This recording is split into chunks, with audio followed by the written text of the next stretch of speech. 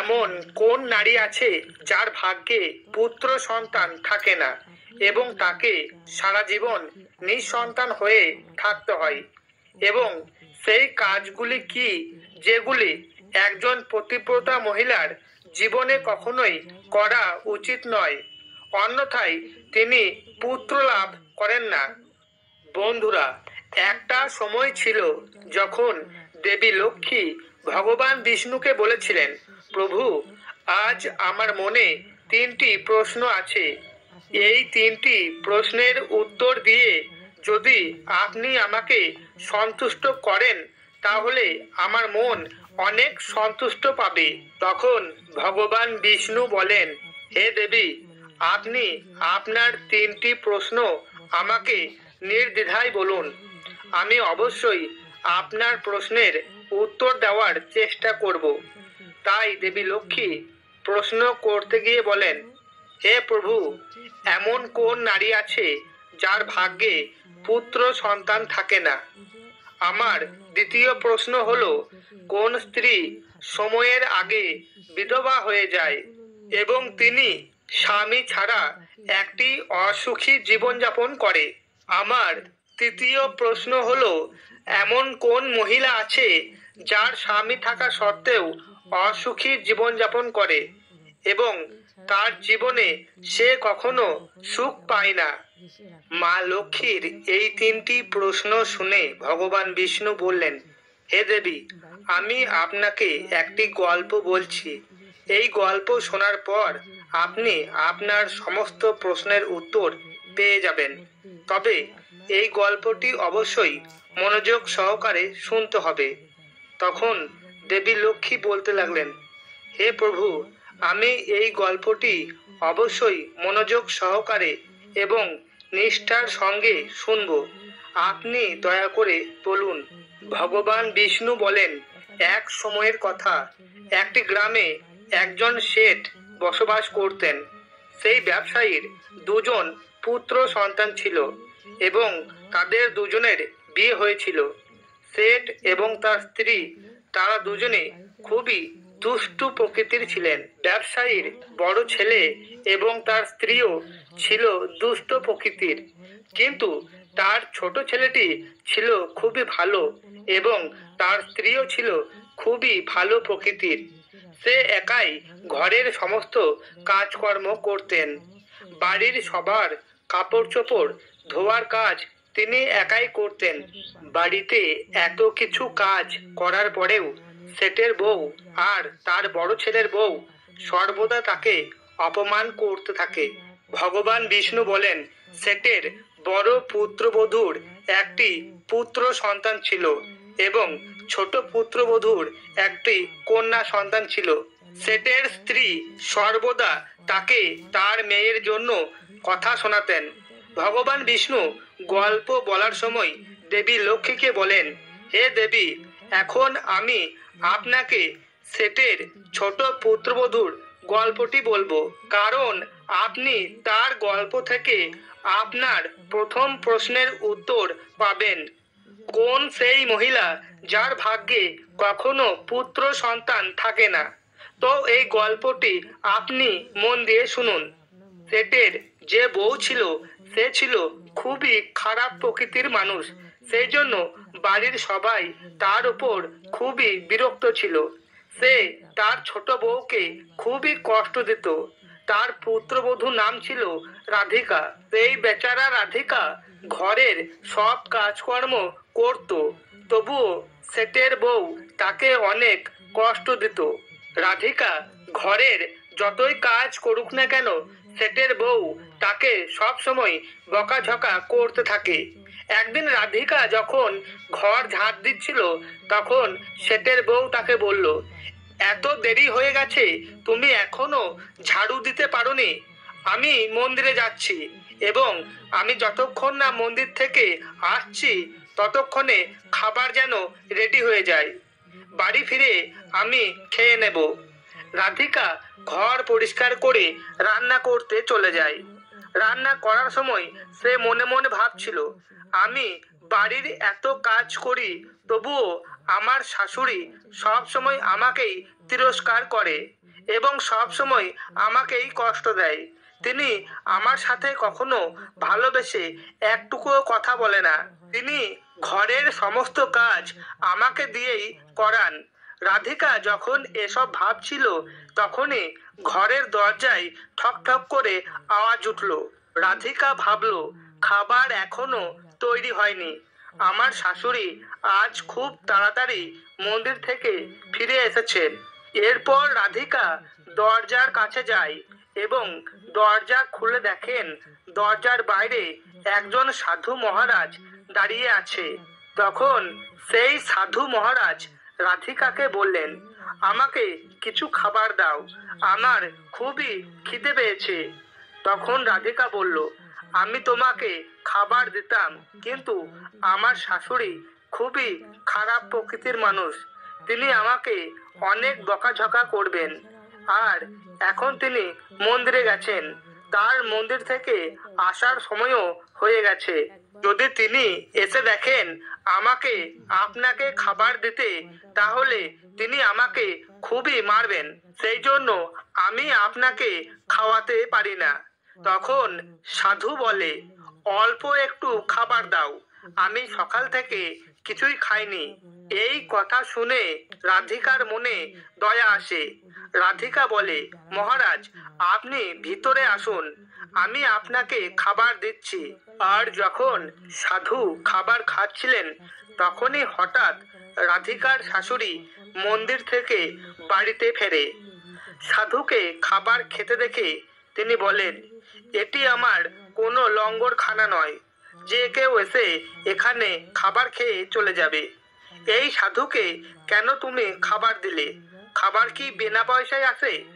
এই কথা বলে সে সাধুকে ধাক্কা দিয়ে বাড়ি থেকে বার করে দেয়। তারপর রাধিকাকে বলে, তুই কেন এই সাধুকে খাবার দিয়েছিস? তুই কি জানিস না খাবারের দাম কত? বাড়ির লোক কি খাবে? রাধিকা বলে, এই সাধু সকাল থেকে কিছু খায়নি, তিনি প্রচন্ড ক্ষুধার্ত, তাই আমি আমার ভাগের খাবার তাকে খেতে দিয়েছি। আর তাই আজ আমি কিছুই খাবো না। আর তুমি এত রাগ করছো কেন? আমি তাকে আমার ভাগের খাবার খেতে দিয়েছি। এরপর রাধিকার কথা শুনে তার শাশুড়ি খুবই রেগে যায় এবং রাধিকাকে বাড়ি থেকে বের করে দেয় আর বলে, তুইও এই বাড়ি থেকে চলে যা, তুই এই বাড়িতে আর কোনোদিন ফিরে আসবি না। এরপর রাধিকা দরজার বাইরে গিয়ে কাঁদতে শুরু করে। তখন রাধিকা ভাবলো, এখন এখানে থেকে তার কোনো কাজ নেই, তাকে মায়ের বাড়ি ফিরে যেতে হবে। রাধিকা যখন তার মায়ের বাড়ি যেতে শুরু করে তখন সেই রাস্তার মাঝে একটি ঘন জঙ্গল পড়ে। রাধিকা যখন খুবই ক্ষুধার্ত এবং তৃষ্ণার্ত হয়ে তার মায়ের বাড়ি যাচ্ছিল তখনই বনের মধ্যে প্রচন্ড বৃষ্টি শুরু হয়। এরপর রাধিকা বনের মধ্যে একটি গাছের নিচে বসে থাকে, কিন্তু তারপরেও তার ওপর বৃষ্টির ফোঁটা পড়তে থাকে। তারপর সে একটি বড় গাছের নিচে বসে কাঁদতে লাগলো। তারপর হঠাৎ বনের মধ্যে একটি সাধুর সঙ্গে তার দেখা হলো। রাধিকা মনে মনে ভাবলো, সেই সাধু বললে, আমার পুত্র সন্তান তুমি কাঁদছো কেন? তাহলে রাধিকা যখন আমাকে ঘটনাটি সম্মান করবে, সাধুকে জানালেন ভালোবাসবে। তখন সাধু বললেন, রাধিকা যখন ওরা এই সমস্ত কথা জন্যই অপমান করছে, বৃষ্টি থেমে গেল, কোনো এরপর সন্তান প্রাপ্ত হয়নি। কাগজটি খুলে তুমি চিন্তা করো না শুরু করলো। আমি তোমাকে সেই কাগজে লেখা ছিল, পত্র দিচ্ছি, পুত্র সন্তান প্রাপ্ত করার জন্য তাড়াতাড়ি স্ত্রীকে পুত্র সর্বদা প্রাপ্ত হয়। এরপর সাধু রাধিকাকে কাগজে একটি কাগজ লেখা বললেন যে যদি তুমি প্রথম এতে লেখা নিয়মগুলি পুরুষ পূর্ণ ভক্তি সহকারে মহিলার পালন মিলনের ফলে তাহলে দেহের অবশ্যই রোগের সৃষ্টি হয়। সেই জন্য ঋতুস্রাবের সাধু প্রথম 4 দিনে চলে গেলেন। স্ত্রীর মিলন করা উচিত নয়। ঋতুস্রাবের 5ম দিনে মিলনের ফলে কন্যা সন্তান প্রাপ্ত হয়, 6ষ্ঠ দিনে পুত্র সন্তান প্রাপ্ত হয় এবং 7ম দিনে মিলনের ফলে বন্ধা কন্যার প্রাপ্ত হয় এবং ঋতুস্রাবের 10ম রাতে মিলনের ফলে প্রাপ্ত হয় পুত্র সন্তান। তারপর কাগজে এইসব লেখা পড়ে রাধিকা মনে মনে ভাবতে লাগলো যে আমি এখন এই বনেই থাকবো। তখন তার স্বামী রাধিকাকে বনের মধ্যে খুঁজতে গিয়ে রাধিকার কাছে পৌঁছায় এবং তাকে বলে, তুমি বাড়ি চলো।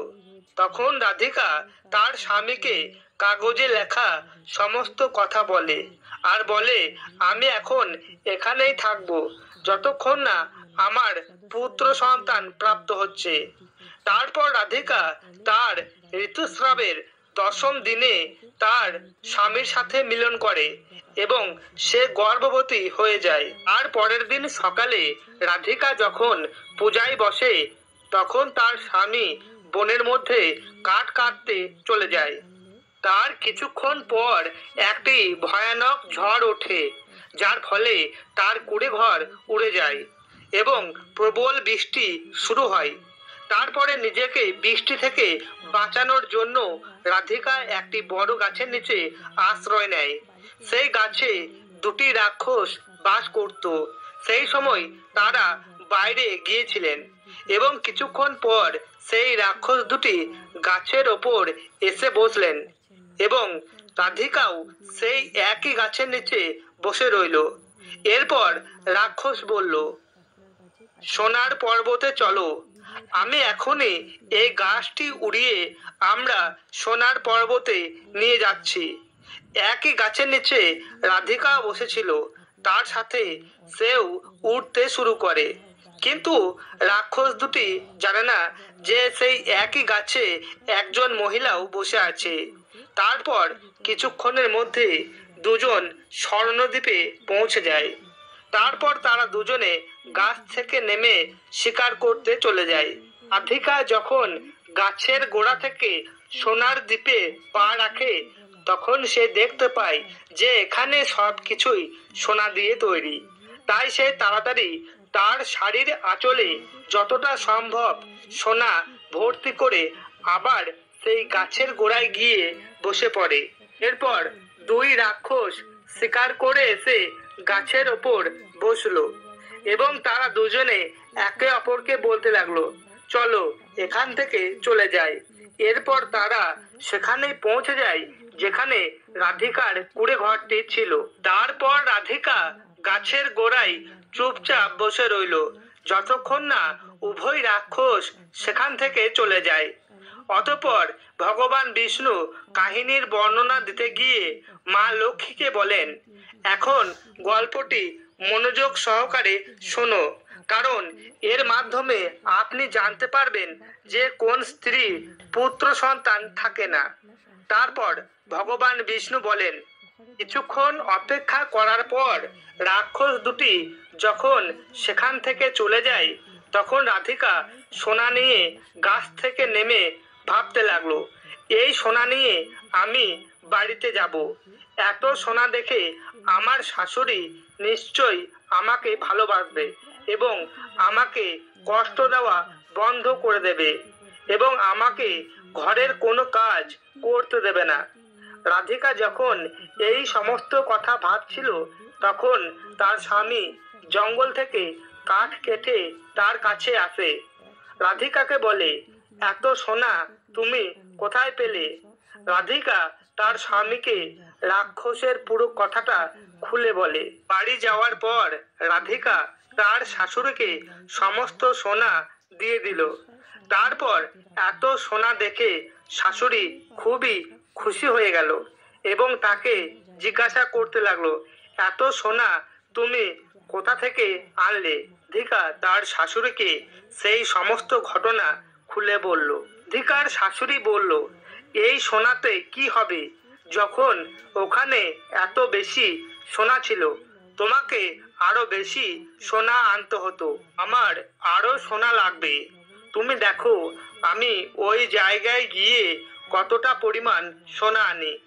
এরপর রাধিকা বলল, মা আপনি ওখানে যাবেন না, কারণ জীবনের অনেক বড় ঝুঁকি আছে। কিন্তু রাধিকার শাশুড়ি তার কোনো কথা না শুনে বনে গিয়ে বসলেন। কিছুক্ষণ পর সেই রাক্ষস দুটি গাছের ওপর বসে পড়ল এবং তারপর তারা বলল, চলো আজকে আমরা সোনার দ্বীপে যাব না, আজকে আমরা নদীতে মাছ ধরে খাবো।